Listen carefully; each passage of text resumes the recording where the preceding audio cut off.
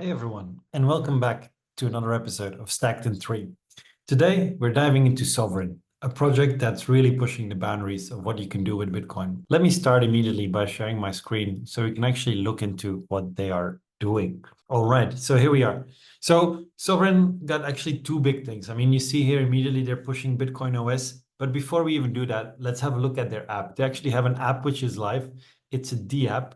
The D app actually seems to have started with a DEX, but it actually has become a lot more than that. So you can borrow, you have fixed interest loans, you have a zero line of credit, you have earn opportunities like lending, market making, I guess that's LPing, have stability pools, and even staking. And then here's the DEX part where you can actually convert assets.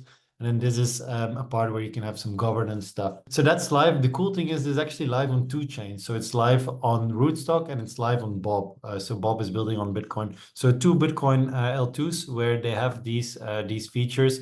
Solid traction so far, it seems, over $65 million in TVL. But so that's only the first part of Sovryn. The second part of Sovryn is, I think, what they're working on more extensively now, like more in depth, and that's the BitcoinOS. So BitcoinOS is what they mention here. I think the best way to actually go to is if you go read here and you open bitcoinos.build, and then you can actually look at their white paper here. But so what they're doing with BitcoinOS, it's actually Sovryn's roll-up stack for Bitcoin, and it's designed to scale the network. I think the main goal is to make Bitcoin transactions faster and cheaper by bundling multiple transactions together.